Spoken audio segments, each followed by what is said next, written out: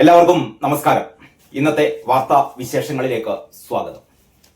വീണ്ടും ദേശാഭിമാനി വെച്ച് തന്നെ നമുക്ക് തുടങ്ങാമെന്ന് തോന്നുന്നു. ദേശാഭിമാനിയുടെ ഒന്നാം പുറത്തേക്കൊക്കെ നമുക്ക് പിന്നെ വരാം. ഏറ്റവും പ്രധാനപ്പെട്ടതായിട്ട് ഒരു വൻ സംഭവം നിങ്ങളെ കാണിക്കാം. ഞെട്ടരുതേ, ആരും ഞെട്ടിത്തെറിക്കരുത് എന്നുള്ള അപേക്ഷയോടെ ഇന്നത്തെ ദേശാഭിമാനിയുടെ രണ്ടാം പേജാണ്. ഈ രണ്ടാം പേജിന്റെ വലതുഭാഗത്ത് 3 കോളത്തിലുള്ള വാർത്തയാണ് ഞെട്ടിപ്പിക്കുന്ന വാർത്ത. അതായത് ഞെട്ടിപ്പിക്കുന്നല്ല, അഭിമാനപൂരിതമാകണം അന്തരംഗം എന്ന് പണ്ട് കവി പാടിയിട്ടുണ്ടല്ലോ. അത് ഇതൊക്കെ കണ്ട് മുൻകൂട്ടി കണ്ടിട്ടാണ് കേട്ടോ. അതായത് ആരോഗ്യം, വിദ്യാഭ്യാസം 2 വകുപ്പുകളാണ്, 2 മേഖലകളാണ്. ആരോഗ്യം, വിദ്യാഭ്യാസം. ചിരിക്കരുത്. ആരോഗ്യം, വിദ്യാഭ്യാസം. കേരളം അമേരിക്കക്ക് വഴി കാട്ടുന്നു. ആരാ പറയുന്നത് അറിയോ? കേട്ടെല്ലാവരും കോൾമയിർ കൊള്ളണം. എം സ്വരാജ് ആണ് പറയുന്നത്. എം സ്വരാജ് എന്ന് പറയുന്ന പൂമരൻ സോഷ്യൽ മീഡിയയിൽ നിന്ന് കോപ്പി പേസ്റ്റ് ചെയ്തിട്ട്, ഗൂഗിളിൽ നിന്ന് കോപ്പി പേസ്റ്റ് ചെയ്തിട്ട് ഒരു പുസ്തകം അടിച്ചിറക്കി അതിന് കാക്കക്കാല് പിടിച്ച് അക്കാദമിയുടെ അവാർഡൊക്കെ കരസ്ഥമാക്കിയ പൂമരൻ എന്ന് പറയുന്ന CPM-ന്റെ അന്തകവിത്ത്. ഞാൻ അങ്ങനെയാണ് പൂമരനെ വിശേഷിപ്പിക്കുന്നത്. എം സ്വരാജ് എന്ന് പറയുന്ന അധമനായ, വൃത്തികെട്ടവനായ അയാളെ പിന്നെ എങ്ങനെയാ വിശേഷിപ്പിക്കേണ്ടത്? പ്രത്യേകിച്ചും ഈ ശബരിമല വിവാദവുമായി ബന്ധപ്പെട്ട കാലത്ത് പൂമരനെ എങ്ങനെ വിശേഷിപ്പിക്കണമെന്ന് നിങ്ങൾ പറയാം. പൂമരൻ എന്ന് വിളിക്കണോ? അയാളുടെ ഈ സാഹിത്യ ചോരണവുമായി ബന്ധപ്പെട്ട് മരപ്പൊട്ടനെ നമ്മൾ എങ്ങനെയാണ് വിശേഷിപ്പിക്കേണ്ടത്? അന്തകവിത്ത്. CPM എന്ന് പറയുന്ന മഹത്തായ പ്രസ്ഥാനത്തെ ഞാൻ അങ്ങനെ തന്നെ പറയുന്നു. CPM എന്ന് പറയുന്നത് മഹത്തായ പ്രസ്ഥാനം തന്നെയാണ്. പിണറായിസത്തെ കുറിച്ചല്ല ഞാൻ പറയുന്നത് കേട്ടോ. ഇന്ന് നമ്മൾ കാണുന്നത് CPM അല്ല. ഇന്ന് നമ്മൾ കാണുന്നത് പിണറായിയുടെ ഫാൻസ് അസോസിയേഷൻ, അല്ലെങ്കിൽ പിണറായിയുടെ ഗുണ്ട അസോസിയേഷൻ. പിണറായിയുടെ ഫാൻസുകാരും പിണറായിയുടെ ഫാൻസുകാരായ അന്തംഗമ്മികളും പിന്നെ കുറെ ഗുണ്ടകളും ഗുണ്ടാ നേതാക്കന്മാരും അല്ലെ, അങ്ങനെയാണ് പാർട്ടി പോയിക്കൊണ്ടിരിക്കുന്നത്. ഇതിലാണ് പൂമരന്റെ പൂമരൻ വായ തുറന്നാൽ കമ്മ്യൂണിസ്റ്റ് പ്രസ്ഥാനത്തിന്റെ ശവക്കല്ലറയിലേക്ക് കമ്മ്യൂണിസ്റ്റ് പ്രസ്ഥാനത്തെ കൊണ്ടുപോകുന്നതാണ് പൂമരന്റെ ഓരോ വാക്കും പ്രവൃത്തിയും അല്ലെ. ശബരിമല ആ പ്രക്ഷോഭം നടന്ന കാലത്തെ പൂമരന്റെ വാക്കുകൾ ഇപ്പോഴും സോഷ്യൽ മീഡിയയിലുണ്ട് കേട്ടോ. മാളികപ്പുറത്തമ്മ കരഞ്ഞപ്പോഴാണ്, അയ്യപ്പനെ കല്യാണം കഴിക്കാൻ പറ്റുന്നില്ലല്ലോ എന്നോർത്ത് മാളികപ്പുറത്തമ്മ കരഞ്ഞപ്പോഴാണ് അത്ര ഇവിടെ പ്രളയമുണ്ടായത്. പൂമരന്റെ കണ്ടുപിടുത്തമാണ്. ഇവിടെ കയ്യൂക്കുള്ള അല്ലെങ്കിൽ കൈക്ക് ശക്തിയുള്ള ഹൈന്ദവ വിശ്വാസികൾ ഉണ്ടായിരുന്നെങ്കിൽ ഇന്ന് പൂമരന്റെ ചെകിട്ടടിച്ച് പൊട്ടിച്ചിരിക്കട്ടോ. മാളികപ്പുറത്തമ്മയെ കുറിച്ചാണ് ഈ അധമൻ പറഞ്ഞത്. മാളികപ്പുറത്തമ്മ കരഞ്ഞിട്ടാണ് അത്രേ ഇവിടെ പ്രളയമുണ്ടായത്. ആലോചിച്ച് നോക്കണം നിങ്ങൾ. ഹൈന്ദവ വിശ്വാസികളെ ഇത്രമേൽ വ്രണപ്പെടുത്തിയ ഒരു പ്രസ്താവന. പക്ഷെ അത് കഴിഞ്ഞിട്ട് പൂമരൻ പിന്നെയും പറഞ്ഞു. എന്താണെന്നറിയോ? മാളികപ്പുറത്തമ്മയും അയ്യപ്പനും കല്യാണം കഴിച്ചു എന്ന് വരെ പറഞ്ഞു ഈ അധമൻ. അത് കേട്ട് കയ്യടിക്കാനുണ്ടായി കുറെ വൈതാളികന്മാർ കേട്ടോ. ഇങ്ങനെയൊക്കെ കേരളത്തില് കമ്മ്യൂണിസ്റ്റ് പ്രസ്ഥാനത്തിന്റെ നാശത്തിന് വഴിയൊരുക്കുന്ന അന്തകവിത്തായ പൂമരന്റെ കണ്ടുപിടുത്തമാണ് കൂട്ടരെ. ആരോഗ്യം, വിദ്യാഭ്യാസം എന്നീ മേഖലകളിൽ കേരളം അമേരിക്കക്ക് വഴികാട്ടുന്നു. ഞെട്ടിയില്ലേ നിങ്ങള്? അമേരിക്കയിലുള്ള എന്റെ ചില സുഹൃത്തുക്കളെ ബന്ധപ്പെട്ട് നോക്കിയപ്പോൾ അമേരിക്ക ആകെ പ്രക്ഷുബ്ധമായിരിക്കുകയാണ് അത്രേ. കാരണം കേരളത്തിൽ പൂമരൻ എന്ന് പറയുന്ന CPM-ന്റെ സമുജ്വലനായ നേതാവ് പറഞ്ഞത്രേ, അമേരിക്ക കേരളത്തിലെ, ഇന്ത്യയുടെ അല്ല, കേരളത്തിന്റെ വിദ്യാഭ്യാസം, കേരളത്തിന്റെ ആരോഗ്യം, ഈ 2 രംഗങ്ങളും കണ്ടുപഠിക്കണം എന്ന് പറഞ്ഞപ്പോൾ ട്രംപ് ഉടനെ തന്നെ ഒരു പ്രത്യേക മന്ത്രിസഭാ യോഗമൊക്കെ കൂടിയിട്ട് അവർ ആലോചിക്കുകയാണത്രേ പൂമരനെ എത്രയും പെട്ടെന്ന് എയർലിഫ്റ്റ് ചെയ്യണം എങ്ങോട്ടേക്ക്? അമേരിക്കയിലേക്ക്. ട്രംപിന്റെ മുഖ്യ ഉപദേഷ്ടാവായിട്ട് പൂമരനെ നിയമിക്കാൻ പോവുകയാണത്രേ. നമ്മൾ അഭിമാനപൂരിതമാകണ്ടേ അന്തംഗമ്മികളുടെ നിങ്ങളുടെ അന്തരംഗം? നമ്മുടെ പൂമരനെ കൊണ്ടുപോവുകയാണ് ട്രംപ്. എങ്ങോട്ടേക്ക്? അമേരിക്കയിലേക്ക്. കാരണം അമേരിക്കയാകെ ഞെട്ടി. കാരണം അവരുടെ ആരോഗ്യരംഗം ഇത് കൂടുതൽ ഞെട്ടിയത് നമ്മളെ കാരണഭൂതം വിചാരിച്ചു. കേരളത്തിലെ ആരോഗ്യ രംഗത്തെക്കാൾ മെച്ചമാണ് അമേരിക്ക എന്ന് വിചാരിച്ചിട്ടാണ് മൂപ്പര് ഇടക്കിടക്ക് അമേരിക്കയിലേക്ക് പോകുന്നത് ചികിത്സാർത്ഥം അല്ലെ. എത്ര പ്രാവശ്യം പോയി അമേരിക്കയിലേക്ക്? എത്ര പ്രാവശ്യം കാരണഭൂതം ചികിത്സക്ക് പോയി? അപ്പോഴാണ് പൂമരം പറയുന്നത് കാരണഭൂതമേ അമേരിക്കക്ക് പോണ്ട, അമേരിക്ക കേരളത്തെക്കാൾ പിന്നിലാണ് ആരോഗ്യരംഗത്ത്. വീണ ജോർജിന്റെ ആരോഗ്യരംഗം എന്ന് പറഞ്ഞാൽ എത്ര മെച്ചപ്പെട്ടതാണെന്ന് അറിയോ എന്ന് പൂമരം പറയാണ്. വിശ്വസിക്കണം നമ്മള്, കാരണം പൂമരനല്ലേ പറയുന്നത്. പൂമരം പറഞ്ഞാൽ വിശ്വസിക്കണ്ടേ അല്ലെ? അന്തംഗമ്പികൾ മാത്രം വിശ്വസിച്ചാൽ മതിയോ? ഇതാ വിശ്വസിക്കാൻ വേണ്ടിയിട്ട് ഇന്നത്തെ മാധ്യമ പത്രത്തിൽ ഞാനും വിചാരിച്ചു പൂമരം പറയുന്നത് കേരളത്തിലെ ആരോഗ്യരംഗം ഇത്രമേൽ ഒറ്റ രാത്രി കൊണ്ട് കേരളത്തിലെ ആരോഗ്യരംഗം അങ്ങോട്ട് മെച്ചപ്പെട്ടോ. ഇങ്ങനെയാണല്ലോ ചില മാജിക്കുകളൊക്കെ ഉണ്ടാവില്ലേ, ഒരൊറ്റ രാത്രി കൊണ്ട് കേരളത്തിലെ ആരോഗ്യരംഗം അമേരിക്കയേക്കാൾ മുന്നിലെത്തിപ്പോയോ എന്ന് അത്ഭുതപ്പെടുമ്പോഴാണ് രാവിലെ മാധ്യമം പത്രം കണ്ടത്. മാധ്യമം പത്രത്തിന്റെ മൂന്നാം പേജിലെ ഏറ്റവും മുകളിലുള്ള ഈ തലക്കെട്ട് 5 കോളത്തിൽ സ്റ്റെന്റ് തീർന്നു, മെഡിക്കൽ കോളേജ് ആശുപത്രിയിൽ ഹൃദയ ശസ്ത്രക്രിയ നിലച്ചു. അമേരിക്കയേക്കാൾ മുന്നിലാണ് നമ്മൾ. ഏത് കാര്യത്തിൽ? ആരോഗ്യകാര്യത്തിൽ ഹൃദയ ശസ്ത്രക്രിയ നിലച്ചിരിക്കുന്നു. ദിവസേന 15-ലധികം ഹൃദയ ശസ്ത്രക്രിയകളാണ് ഇവിടെ നടന്നിരുന്നത്. കോഴിക്കോട് നിന്നുള്ള വാർത്തയാണ്.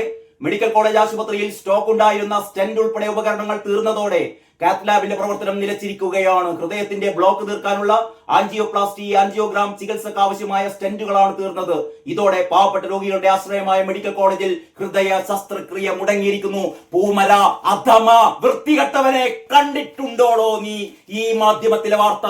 ഈ വാർത്തയൊക്കെ വരുമ്പോഴാണ് നീ പറയുന്നത് നിന്റെ തള്ള് എന്ത് കേരളം ഇതാ അമേരിക്കയേക്കാൾ മുന്നിലെത്തി. ട്രംപ് ആകപ്പെട്ടില്ലേ? ട്രംപ് ഇതാ നിന്നെ കൊണ്ടുപോകാൻ പോകുന്നു. ഇവിടെ എന്തൊക്കെയാണ് നടപ്പിലാക്കിയത്? നിന്നെ അല്ല, നിന്റെ കൂടെ ചിലപ്പം വീണയെയും കൊണ്ടുപോകും, വീണയെയും നിന്നെയും കൊണ്ടുപോകും ട്രംപ്. കാരണം അവിടെ അമേരിക്കയുടെ ആരോഗ്യ രംഗത്തിന്റെ ഏറ്റവും മുതൽക്കൂട്ടായി ആരോഗ്യ രംഗത്തെ ഏറ്റവും മുകളിൽ നിങ്ങൾ രണ്ടുപേരെയും പ്രതിഷ്ഠിക്കും. കാരണം ട്രംപിന് ലോകത്തെ ഏറ്റവും വലിയ ആരോഗ്യ സംവിധാനം അമേരിക്കയിലാകണമെന്ന് ട്രംപിന് നിർബന്ധമുണ്ട്. കേരളത്തിൽ നിന്ന് അത് നടപ്പിലാക്കിക്കൊണ്ടിരിക്കുന്ന വീണ ജോർജ് ആണല്ലോ അതിനെപ്പറ്റി പ്രശംസിക്കുന്നത്. നീയാണല്ലോ അധമ, നിന്നെയും വീണയെയും അപ്പോൾ ട്രംപ് കൊണ്ടുപോയാൽ ഇവിടെ അന്തംഗമ്മികളെ നമ്മൾ പൊട്ടിക്കരയണം അല്ലേ? എന്തൊരു കഷ്ടമാണ്. മാധ്യമത്തിൽ മാത്രമാണ് ആ വാർത്ത വന്നത് എന്ന് കേട്ട് അന്തംഗമ്മികള് നെറ്റി ചുളിക്കേണ്ട. മാധ്യമത്തിലല്ല, മാതൃഭൂമി. ഇതാ നിങ്ങളുടെ കൂടി പ്രിയപ്പെട്ട പത്രമായ മാതൃഭൂമിയിൽ ഒരു വാർത്തയുണ്ട് കേട്ടോ. മാതൃഭൂമിയുടെ 2-ാം പേജിൽ സർക്കാരിന്റെ കണ്ണുപതിയണം. ഏത് സർക്കാരാണ്? വി ഡി സതീശന്റെ സർക്കാരല്ല, പിണറായി വിജയന്റെ സർക്കാരിന്റെ കണ്ണു തുറക്കണം, കണ്ണു പതിയണം എന്നാ പറയുന്നത്. ദിവസം 1500-2000 രോഗികൾ എത്തുന്നു. എന്നിട്ട് അവിടെ എന്താ സംഭവിച്ചത്? റേഡിയോളജിസ്റ്റും ന്യൂറോളജിസ്റ്റും ഇല്ല. ന്യൂറോളജിസ്റ്റ് ഇല്ല. എവിടെയാണ്? കോഴിക്കോട്ടെ ഏറ്റവും പ്രധാനപ്പെട്ട ജനറൽ ആശുപത്രിയിൽ. വാർത്ത ഇങ്ങനെയാണ്: പ്രതിദിനം ശരാശരി 1500 രോഗികൾ, തിങ്കളാഴ്ചകളിലാണെങ്കിൽ അത് 2500 വരെ. സ്പെഷ്യലിസ്റ്റ് ഒപികളിൽ ശരാശരി 100-150 രോഗികൾ ഉണ്ടാവും. കൂടുതൽ പേരില്ലാഞ്ഞിട്ടല്ല, ടോക്കൺ അത്രയും എണ്ണത്തിൽ നിർത്തി ബാക്കിയുള്ളവരെ മുഴുവൻ മടക്കി അയക്കേണ്ടി വരികയാണ്. കേരളത്തിലെ സ്ഥിതിയാണ് നമ്പർ 1 ആരോഗ്യരംഗം. നഗരത്തിൽ മാത്രമല്ല, കോഴിക്കോടിന്റെ മലയോര മേഖലയിൽ നിന്നെല്ലാം ബീച്ച് ഗവൺമെന്റ് ആശുപത്രിയിൽ രോഗികൾ എത്തുന്നുണ്ട് എന്നും പറഞ്ഞിട്ട് അവിടുത്തെ ഇല്ലായ്മകളാണ് ഈ വാർത്തകളിൽ മുഴുവനും ഉള്ളത്. റേഡിയോളജിസ്റ്റ് ഇല്ലാതെ 2 വർഷമായിരിക്കുന്നു. റേഡിയോളജിസ്റ്റ് ഇല്ല, വേണം കൂടുതൽ സംവിധാനം എന്നൊക്കെ പറഞ്ഞ് ഏറ്റവും വിശദമായ ഒരു വാർത്തയാണ് ഇന്നത്തെ. ഇത് രണ്ടും ഇന്നത്തെ 2 പത്രങ്ങളിലുള്ളതാണ്. അപ്പൊ ഞാൻ വിചാരിച്ചു ഈ പൂമരന്റെ ഈ പ്രസ്താവന കണ്ടപ്പോൾ, പൂമരൻ ഇതിലാ പറയുന്നത് അറിയോ? ആ വാർത്ത നമുക്ക് വായിക്കാം കേട്ടോ. കേരളം അമേരിക്കക്ക് വഴികാട്ടുന്നു. കാരണം എല്ലാ ദിവസവും രാവിലെ ട്രംപ് എഴുന്നേറ്റിട്ട് കേരളത്തിലെ വാർത്തകൾ ഇങ്ങനെ നോക്കണം, കേരളത്തിലെ സംഭവ വികാസങ്ങൾ നോക്കണം, കേരളം എങ്ങനെയാണെന്ന് നോക്കണം. അപ്പോഴാണ് കേരളത്തിൽ എന്താ സംഭവിക്കുന്നത്? ഭഗവാന്റെ സ്വർണം വരെ അടിച്ചെടുത്തുകൊണ്ട് പോവുകയാണ്. ഇതൊക്കെയാണ് ട്രംപ് കണ്ട് ഞെട്ടുന്നത്. ഇങ്ങനെയായിരിക്കണം ഭരണം. എങ്ങനെയായിരിക്കണം? ഇവിടുത്തെ ആരാധനാലയങ്ങൾ മുഴുവൻ കൊള്ളയടിക്കുക. ഏറ്റവും പുതിയ വാർത്ത എന്താണെന്നറിയോ? ശബരിമലയിലെ ഈ കട്ടിളപ്പടിയും ശബരിമലയിലെ ദ്വാരപാലക ശില്പത്തെ സ്വർണ്ണപ്പാളിയും മാത്രമല്ല അപ്രത്യക്ഷമായത്. ഇത് തിരുവിതാംകൂർ ദേവസ്വം ബോർഡിലെ മാത്രം കാര്യമല്ല, മലബാർ ദേവസ്വം ബോർഡ് ഉൾപ്പെടെ കേരളത്തിലെ പ്രമുഖമായ ക്ഷേത്രങ്ങളിലെ ഒരുപാട് വസ്തുവകകൾ കാണാനില്ല എന്ന് പറയുന്ന റിപ്പോർട്ടുകളാണ് ഇന്നത്തെ പത്രങ്ങളുടെ ഉൾപേജുകളിലൊക്കെ ഉള്ളത്. പല സ്ഥലത്ത് നിന്നാണ് റിപ്പോർട്ടുകൾ. എല്ലാം അടിച്ചു മാറ്റുന്നു. ഒന്ന് ആലോചിച്ച് നോക്കിയാട്ടെ. അപ്പോഴാണ് എന്തുകൊണ്ട് ദേവസ്വം ഹൈന്ദവരുടെ ക്ഷേത്രങ്ങളിൽ പിടിമുറുക്കുന്നു? കാരണം കൊള്ള നടത്താൻ, അല്ലാതെ മറ്റെന്തിന്? ഹൈന്ദവർക്ക് ക്ഷേത്രങ്ങൾ വിട്ടുകൊടുക്കണം. ക്ഷേത്രങ്ങൾ ഭരിക്കേണ്ടത് ഒട്ടും വിശ്വാസമില്ലാത്ത ശ്രീകോവിലിന്റെ മുന്നിൽ നിന്നുകൊണ്ട് ഒന്ന് കൈകൂപ്പാൻ പോലും തയ്യാറല്ലാത്ത ഈ ഭഗവാന്റെ തീർത്ഥം കയ്യിൽ വാങ്ങിയിട്ട് അത് ആസനത്തിൽ തുടച്ചു കളയുന്ന വൃത്തികെട്ട അധമന്മാരായ ദേവസ്വം മന്ത്രിമാർ എന്തിന് കട്ടുമുടിക്കാനോ നക്കിത്തിന്നാനോ? അതാണ് ഇവിടുത്തെ ഭക്തന്മാർ ചോദിക്കുന്നത്. ഞങ്ങളുടെ ആരാധനാലയങ്ങൾ ഞങ്ങൾ നടത്തിക്കോളാം. കേരളത്തിൽ ഒട്ടുമുക്കാൽ ആരാധനാലയങ്ങൾ, ഒട്ടുമുക്കാൽ ശതമാനം ആരാധനാലയങ്ങൾ നടത്തുന്നത് ഇവിടുത്തെ ഭക്തന്മാരാണ്. ദേവസ്വത്തിന് ഏറ്റവും സമ്പത്തുള്ള ക്ഷേത്രങ്ങൾ മുഴുവൻ ദേവസ്വം കൈയടക്കി വെച്ചിരിക്കുകയാണ്. നാളെ മുതൽ ഇവിടുത്തെ ഭക്തന്മാർ തീരുമാനിക്കുകയാണ്. ക്ഷേത്രങ്ങളിൽ പലരും പറയാറുണ്ട്, ഭഗവാൻ എന്തിനാണ് സ്വർണം? ഭഗവാന് സ്വർണവും പണവും എന്തിനാണ്? ഭഗവാന് കാഴ്ചയായി ഒരു പുഷ്പം, ഒരിതൾ തുളസിക്കതിർ, അത് മതി ഭഗവാനെ തൃപ്തിപ്പെടുത്താൻ. അങ്ങനെ ഈ നാട്ടിലെ ഭക്തന്മാർ മുഴുവൻ ചെയ്യുകയാണെങ്കിൽ ഏതെങ്കിലും സർക്കാർ, കേരളത്തിലെ ഈ ഇടതുപക്ഷ സർക്കാർ ഈ ദേവസ്വം ബോർഡുമായി മുന്നോട്ട് പോകുമോ? എന്തുകൊണ്ട് ദേവസ്വം ബോർഡ് കൈയിട്ട് വാരാൻ? ക്ഷേത്രങ്ങളിൽ വരുമാനം ഇല്ലാതായാൽ ശബരിമലയിലും ഗുരുവായൂരും ഒന്നും ഇന്ന് കാണുന്ന പോലുള്ള സമ്പത്ത്, ഇന്ന് കാണുന്ന പോലുള്ള ഈ ഭക്തന്മാരുടെ കാണിക്ക നിലച്ചു പോയാൽ എന്തായിരിക്കും സ്ഥിതി? ഇവർ ദേവസ്വം ബോർഡും കൊണ്ട് ഈ ക്ഷേത്രങ്ങളൊക്കെ പരിപാലിക്കുകയോ? അപ്പോൾ ഇതൊക്കെ കൈയിട്ട് വാരം മാത്രമാണ് ഇവര്. അപ്പോൾ ഇതൊക്കെയാണ് പൂമരം പറയുന്നത്. കേരളം വഴികാട്ടുകയാണ്. ട്രംപ് നോക്കുമ്പോഴാ കേരളത്തിൽ മുഴുവൻ സ്വർണ്ണക്കൊള്ള പലയിടത്തു നിന്നും സ്വർണം കൊള്ള ചെയ്യാറുണ്ട് കേട്ടോ. പലയിടത്തു നിന്നും സ്വർണം കൊള്ള ചെയ്യാറുണ്ട്. പക്ഷെ ഇത് അമ്പലത്തിൽ നിന്ന്, ആരാധനാലയങ്ങളിൽ നിന്ന് സ്വർണം കൊള്ള ചെയ്യുന്ന കേട്ടിട്ട് ട്രംപ് പോലും ഞെട്ടിപ്പോയിട്ടുണ്ടാവും കേട്ടോ. അപ്പൊ ഇത് വാർത്ത എങ്ങനെയാണ്? കേരളം അമേരിക്കക്ക് വഴികാട്ടുന്നു. എം സ്വരാജ്. ആരോഗ്യ വിദ്യാഭ്യാസ രംഗങ്ങളിൽ ചില കാര്യങ്ങളിൽ കേരളം അമേരിക്കക്ക് വഴികാട്ടുകയാണെന്ന് ദേശാഭിമാനി റെസിഡന്റ് എഡിറ്റർ. ഈ ടോയ്ലറ്റ് പേപ്പറിന്റെ റെസിഡന്റ് എഡിറ്റർ ആണ് മൂപ്പര് കേട്ടോ. ഈ വൃത്തിയുടെ പത്രം ഉണ്ടല്ലോ, ഇതിന്റെ റെസിഡന്റ് എഡിറ്റർ ആണ് എം സ്വരാജ് പറഞ്ഞു, പല മേഖലകളിലും ലോകത്തെ അസൂയപ്പെടുത്തുന്ന വളർച്ചയാണ് കേരളം കൈവരിച്ചത്. പല മേഖലകളിലും കേരളം ലോകത്തെ മുഴുവൻ അസൂയപ്പെടുത്തുകയാണ്. ലോകരാഷ്ട്രങ്ങൾ മുഴുവൻ അസൂയപ്പെട്ടിരിക്കുകയാണ്. കേരളം പോലെ, കാരണഭൂതന്റെ കേരളം പോലെ ഒരു നാട്, എന്തൊരു നാടാണല്ലേ! എല്ലാവരും അത്ഭുതപ്പെടുകയാണ്. ലോകരാഷ്ട്രങ്ങൾ മുഴുവൻ അത്ഭുതപ്പെടുകയാണ്. ജനങ്ങൾ മുഴുവൻ ആഹ്ലാദത്താൽ നൃത്തം ചെയ്യുന്ന ഒരു നാടാണ്. അഴിമതിയില്ലാത്ത, സ്വജനപക്ഷപാതമില്ലാത്ത, മാസപ്പടിയില്ലാത്ത, കള്ളവും ചതിയുമില്ലാത്ത നാട്. ലോകം അത്ഭുതപ്പെടുകയാണത്രേ. പല മേഖലകളിലും ലോകത്തെ അസൂയപ്പെടുത്തുന്ന വളർച്ചയാണ് കേരളം കൈവരിച്ചത്. ശരിയാണ്. ഈ സ്വർണ്ണക്കൊള്ള ഒരുപക്ഷെ ലോകത്ത് നമ്മുടെ സുധാകരൻ പറഞ്ഞല്ലോ, ജി സുധാകരൻ ഇന്നലെ കാരണഭൂതത്തിന്റെ ചെകിട്ടത്ത് പൊട്ടിച്ചല്ലോ. കാരണഭൂതം തടവിക്കൊണ്ടിരിക്കുകയാണ്. വാസവന്റെ ചെകിട്ടത്ത് ഒന്നല്ല, പലവട്ടം പൊട്ടിച്ചു ജി സുധാകരൻ എന്ന് പറയുന്ന മുൻ ദേവസ്വം മന്ത്രി. എന്നിട്ട് പറയാണ് നമ്പർ 1 കേരളത്തിൽ. ഇതാ ഒരു നമ്പർ 1 കൂടി. എന്തില്ലേ? സ്വർണ്ണക്കൊള്ളയിൽ നമ്പർ 1 എന്ന് നമ്മുടെ ജി സുധാകരൻ പരിഹസിക്കുന്നു. പൂമര, ഉളുപ്പ് വേണടോ, അത്രേ എനിക്ക് പറയാനുള്ളൂ. ഞാനിങ്ങനെ വായിട്ട് അലറിയിട്ടൊന്നും കാര്യമില്ല. ഇച്ചിരി ഉളുപ്പുണ്ടെങ്കിലേ നീയൊന്നും പുറത്തേക്ക് ഇറങ്ങില്ല. തെരഞ്ഞെടുപ്പിൽ മത്സരിച്ചപ്പോ ജനങ്ങള് തന്നല്ലോ ഉണ്ട, അല്ലേ? ശബരിമല അയ്യപ്പൻ ഓർത്തോ? അയ്യപ്പനെ തൊട്ട് കളിക്കല്ല മറ്റേ പൂമര. സ്വരാജ് എന്ന പേരല്ല പറയേണ്ടത്, പൂമര അന്തകവിത്തേ എന്നാണ് പറയേണ്ടത്. ഉളുപ്പും മാനമില്ലാതെ ദേശാഭിമാനിയുടെ റെസിഡന്റ് എഡിറ്റർ എന്നിട്ട് എഴുതി വെച്ചിരിക്കുകയാണ്, കേരളം അമേരിക്കക്ക് വഴികാട്ടുന്നു. തിരുവുളുപ്പുണ്ടെങ്കിൽ എങ്ങനെ ചെയ്യും? ഈ വേറെ ഏതെങ്കിലും വകുപ്പാണെങ്കിൽ ഒന്നുമില്ല. നമ്മുടെ മരുമോന്റെ വകുപ്പ്, ഇവിടുത്തെ പൊതുമരാമത്ത് വകുപ്പ് എന്നെങ്കിലും പറയണ്ടേ, അല്ലേ? മരുമോനോട് നിനക്കുള്ള ഈ എന്താ പറയാ കൊതിക്കറിവൊക്കെ നമുക്ക് മനസ്സിലാക്കാം. മരുമോനോടുള്ള നിന്റെ അസൂയയും ഒക്കെ നമുക്ക് മനസ്സിലാക്കാം. എന്നാലും ആ ഉള്ള മന്ത്രിമാരിൽ വെച്ച് അത്യാവശ്യം ഇയാളുടെ ഈ റോഡിനെ പറ്റിയിട്ട്, ഇയാളുടെ റീലുകളെ പറ്റിയിട്ട് അതൊക്കെ പറയണ്ടേ? മരുമോൻ എത്ര സങ്കടമായിട്ടുണ്ടാവും, അല്ലേ? മരുമോന് സങ്കടമായിട്ടുണ്ടാവും. മരുമോൻ അറിയാണെന്നാണ് കേട്ടത്. സുരാജ് എന്താപ്പാ എന്റെ ഡിപ്പാർട്ട്മെന്റിനെ പറ്റി പറയുന്നത്? ഏറ്റവും നല്ല നമ്പർ 1 പൊതുമരാമത്ത് വകുപ്പല്ലേ എന്ന് പറയേണ്ടിയിരുന്നില്ലേ? ഇവരും നമ്മുടെ ശിവൻകുട്ടിയെയും വീണ ജോർജിനെയും മാത്രം ഇങ്ങനെ പ്രശംസിച്ചിട്ട് വല്ല കാര്യമുണ്ടോ?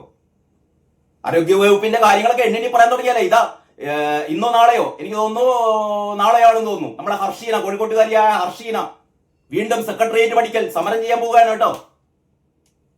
സെക്രട്ടേറിയറ്റ് പഠിക്കൽ സമരം ചെയ്യാൻ പോകുന്നു ഹർഷീന.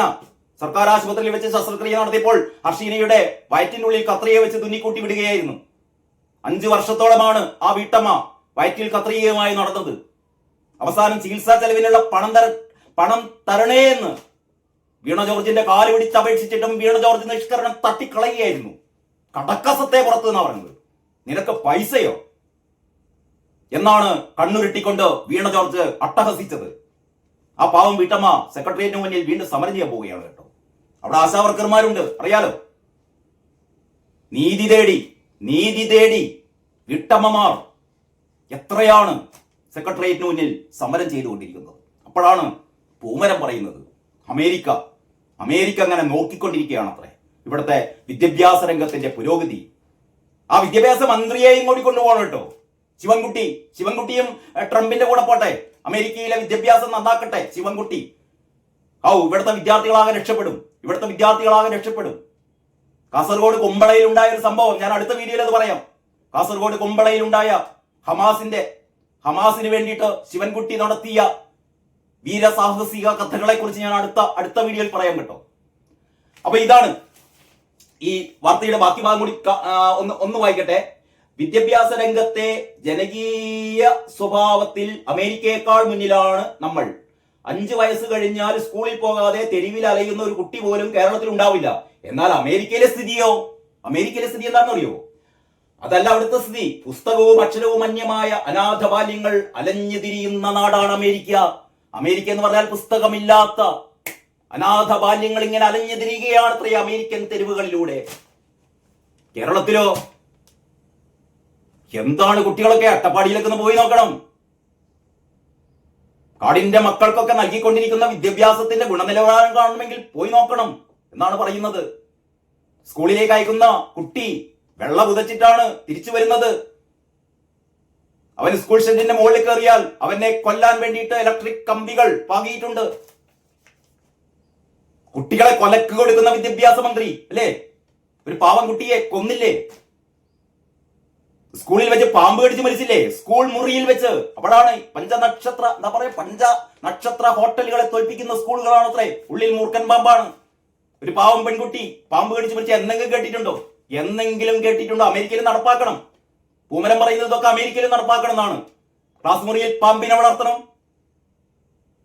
സ്കൂൾ ഷെഡിന് മുകളിലൂടെ ഹൈ വോൾട്ടേജ് ഇലക്ട്രിസിറ്റി കടത്തിവിടണം. കുട്ടികളെ എങ്ങനെ പച്ചക്ക് കൊല്ലണം. പൂമര, നീ അന്തകവിത്തല്ലടാ, അന്തകവിത്തിന്റെ അപ്പൂപ്പനാണ്. അത്ര എനിക്ക് പറയാനുള്ളൂ കേട്ടോ. അതാണ് ഇന്നത്തെ ഈ ദേശാഭിമാനിയുടെ ഏറ്റവും പ്രധാനപ്പെട്ട ഇന്നത്തെ കോമഡി. ഇതിനൊക്കെ കോമഡി എന്നല്ലാതെ നമ്മൾ പിന്നെ എന്താ വിശേഷിപ്പിക്കുക?